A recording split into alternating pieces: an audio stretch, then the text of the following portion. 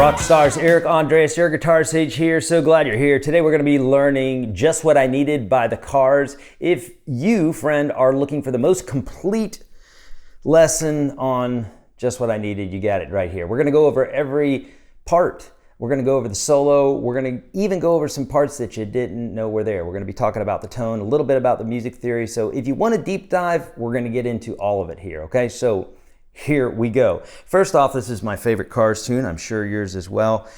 This song is in the key of E major and uses a lot of power chords. We're using some boogie-woogie licks.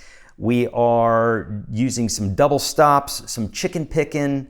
We have a major third in this progression. So we'll talk about all that, okay? So first off, you know, we start off, obviously, two guitars in the group here. And so what I'm going to be showing is I'm going to be showing you, to the best of my ability, the Elliot Easton part. Of course, Rick is playing just some power chords at the bottom.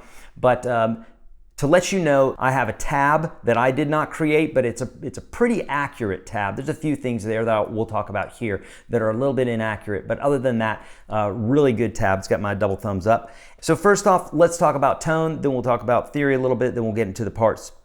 So first off, Elliot Easton used Ampeg a lot. He also used Fenders. But for this one, man, I had to really drill down and I ended up using a Marshall. So that's what you're hearing here. It's like a plexi sound, not a lot of reverb. And of course, the crunch, just like a good Marshall, can be real clean if you finesse it. And so whatever situation you're using there, you don't want too much overdrive, but you want to be able to lean into it, you know, later on. So basic tone there, and then the other tone I have is just a slight bit more reverb, also known as reverb, and that's for the solo, okay? So here we go. So that's the basic bit here. Again, I said this is in the key of E major. We have a 1, a 5, a minor 6, and we're going to call that a major 3. Which is pretty cool because most songs in a major key, that 3 is going to be a minor chord, but in this case here, they did a major 3. We're borrowing that from another key, and it suggests another key.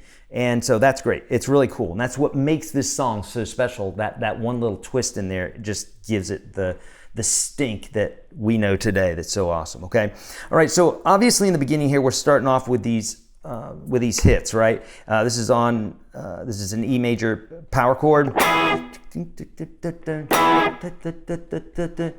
Right, we're just hitting that right up here.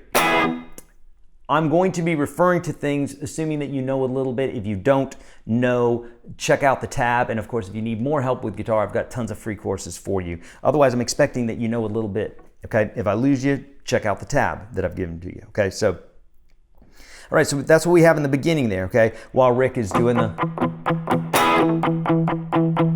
And then we do doubles. And after the fourth one, he starts in with the hitting the chords as well, okay? So just the main part, you're just hitting those chords. And then we're doing the... Okay? I don't mind you coming here, wasting all my time. Okay, so we got the E, we got the B, we have a C sharp, we have a G sharp, okay? Power chords. I'm wasting all my time when I stand oh so near. I gotta lose my mind, yeah.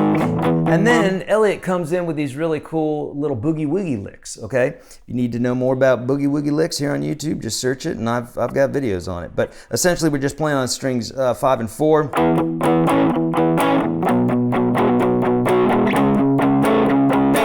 And so we got this little bit going on here, and then for this third one, pretty cool. Power chord. Now, when he starts getting aggressive with it here, we have an open E major to a suspended E major, right? So, just using my pinky there. We're going to come up here to the B and do the same thing. I'm just playing on strings 6, 4, and 3. Right, I've got that 5th string muted. And then power chords. Now here's one thing to remember is that even though you're playing power chords throughout this tune, it's important to actually form the chords. So for the chords, we have E major, B major, C sharp minor, and G sharp major. And then an A major if you should go to it. So you're playing power chords for the most part, but when we're doing those hits, we're hitting the full bar chord. And then again, if you wanted to combine the two, which we're going to do in the second verse here, then we're going to, I'll show you what we're going to do there, okay? Okay, so after this part,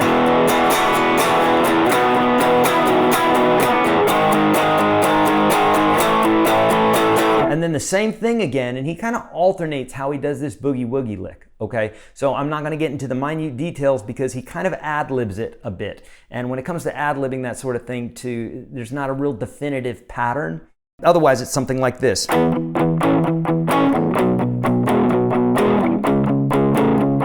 The same, right? And then he does this really cool little chicken picking bit here, and it's on strings 1 and 3, sliding up from that 6th fret. Okay, check out the tab for that. And then he plays it again.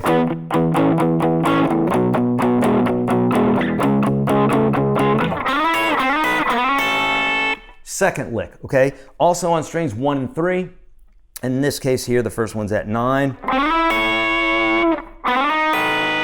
7th position, and then 5th position. And each one you're sliding up. Otherwise it doesn't sound cool, right? Now, when we're coming into the second verse, we have... Now we're combining both of those parts there, okay? You're hitting the chord and you're playing the part behind it.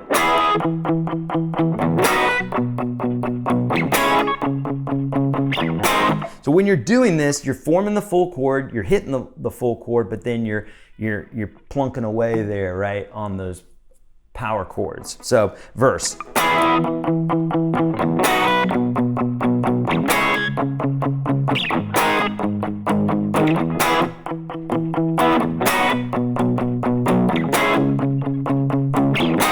Then we got this part again. Very well. It looks so fancy, I can tell. Same part again. So that pre-chorus is the same as the last. Nothing's different about it, okay? Now we're into the chorus.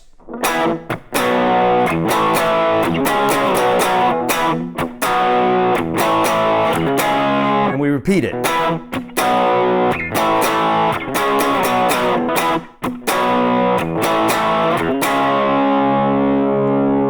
Okay, so let's talk about that. These are just power chords. You've seen it before, either 2-note or 3-note. I'm playing the 3-note.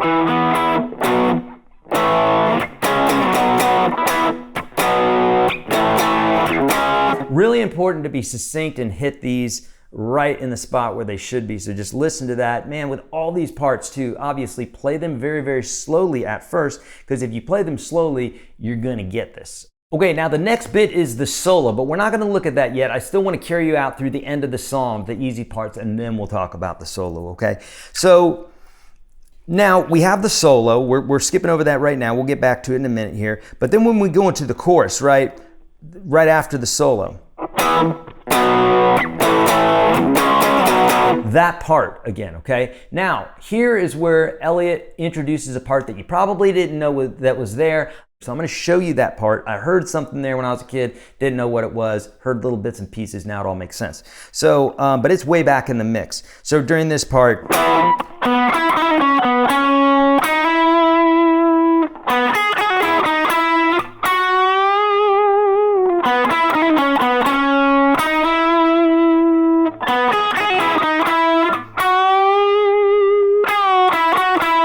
and again.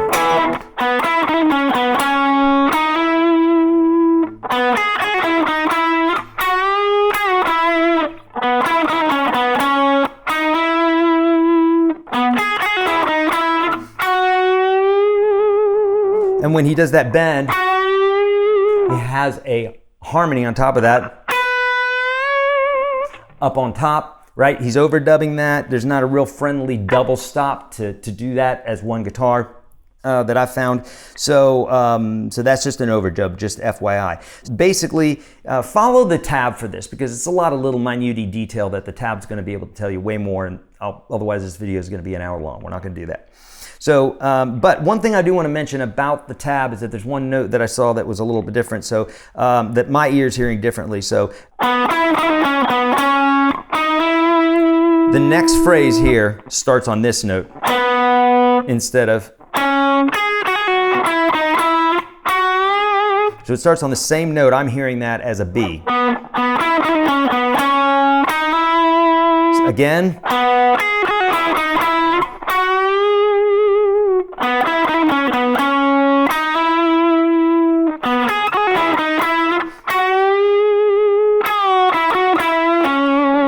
Little blues there, and then he phrases it, and then at the end he does another one like that. Check out the tab for that, okay? Now, there's this other little melody that we hear at the end with the keyboard that Elliot is actually playing over the top of. The driving guitars tend to be more up in the mix, so that's really what we're hearing. We're hearing that keyboard, it's high, but it's hot in the mix. But there is a guitar that's playing this part right here, and it goes like this.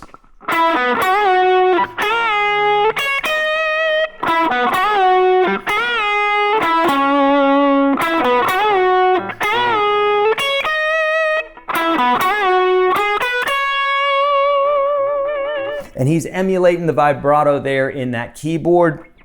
A couple little things about this. Read the tab, but again, you know, all the parts that I got from this, I didn't mention this at the top of the video, but not only did I get them from listening to it, yeah, I read tabs and stuff, but I find that my ear is better than most of the tabs that I'm reading, so I'll use them sometimes if there's a section I'm not hearing or a real fast section or something. But I watch a lot of the live videos too to see where their hands are at on the neck, because that's going to give me an idea as to how that guitarist is playing. And so I watched as many live videos of the cars playing this tune out there as I could find, and the places that I'm putting my hands is exactly where Elliot's playing for these bits and pieces here. So it's the same thing with this melody here. A couple things I want to tell you about this is that these bends, that's a whole step bend. This one, you're dropping down to the 7th position. Gotta be careful of that one because it's a 1.5 step bend. Okay, and if it doesn't, that's what you're gonna hear if you do a whole step. So you went. Make sure you're giving vibrato to those ending notes. And then the very last end of the phrase, and make sure you're giving that a really good shake there, okay? Okay, let's look at that nasty solo from Elliot Easton. What an amazing guitar player he is. There's a thing that I appreciate so much about Elliot Easton is that he really played to the chord. I love playing blues and I love playing in blues forms and that sort of thing, but this guy just had a knack for really listening to the chord and saying, I'm going to play to that chord. So playing the notes within the chord, outlining it in a very creative way. Obviously, the guy was influenced by rockabilly and chicken picking and country music as well, because it's all over his playing in many of his tunes, including this one. So, there's some really cool chicken picking in this one. So let's look at this. So it starts off unorthodox here. And again, I got a little bit more reverb on here. Again, you got to be careful of that one. Actually, I'm playing it differently than the way I actually do it. I bend this with my pinky because we're going to go into the fourth position here, or the fourth position. So I don't start off in the 5th. I start off in the 4th, and I bend this with my pinky. So here I'm doing this.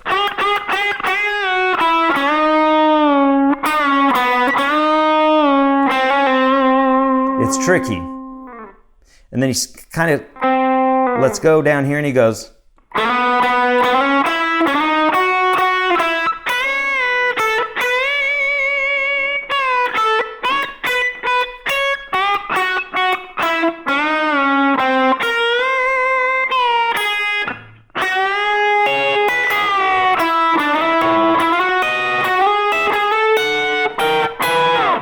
let's talk about it a little bit. I know that's a lot thrown at you, but look, you're not going to learn it but one note at a time, but you got to come back and watch this over and over again, read the tabs. That's how I did it, except I didn't have the tabs.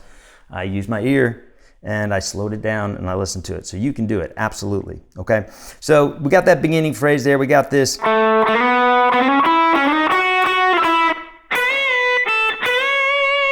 like doing this with my pinky, my first finger, bending up, whole step. Now this next phrase, very staccato, so you want to choke up on that pick and make sure every note is nice and staccato.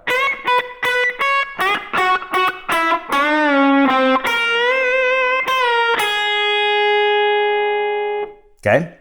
Read the tab. It's going to be much easier to get this reading the tab, but you can refer back to what I'm doing here, slow it down for those parts that you're having issues with. It's going to get you, this is the quickest way to learn, okay? Now, for this next little bit here, he does a really cool little, very country. He's bending up a whole step, and then he's grabbing this guy with his pinky and this guy with his ring finger.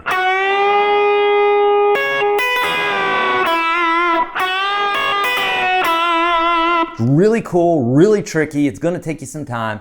It did with me when I learned it. So, and keep that note up there.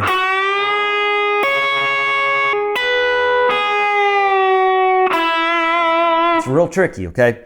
Now, for this cool little walk-up lick, double stops, again, on strings 1 and 3. So you're sliding up from 7 to 9. That's 11, so the same thing.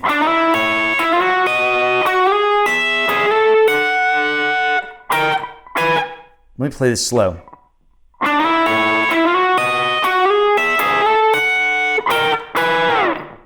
Okay, that with the tab, my friend, you're gonna get this. Now, make sure you access the tab that I'm giving you.